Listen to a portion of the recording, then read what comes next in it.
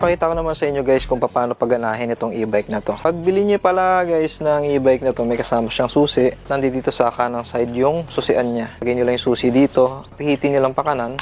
Makikita niyo, may ilaw dito. Tataas yung battery level niya. Pag tatlo, it means fully charged siya. Ganito lang kasimple.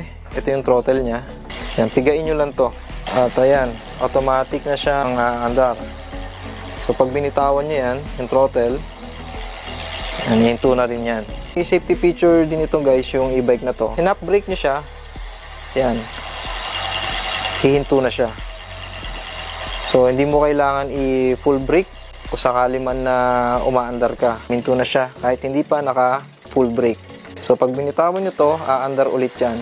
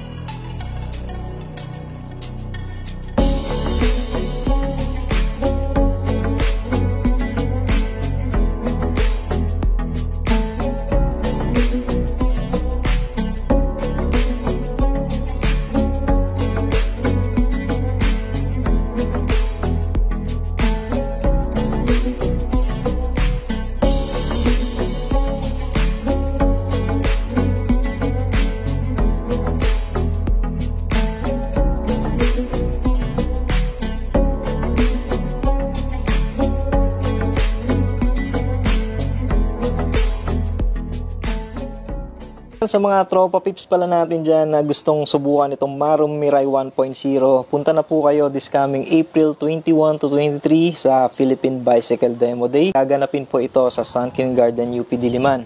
Magkakaroon po doon ng booth si Maru Bicycle. Yung iba pa po nilang model ng bike naka-display po doon. Pwede nyo pong subukan.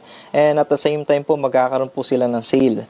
Kung sakali man po na magustuhan nyo itong e-bike na to, o kaya yung iba nilang bisikleta, napakalaking discount po yung ibibigay nila sa inyo. Kita-kits po tayo sa booth ng Maru Bicycle sa Philippine Bicycle Demo Day.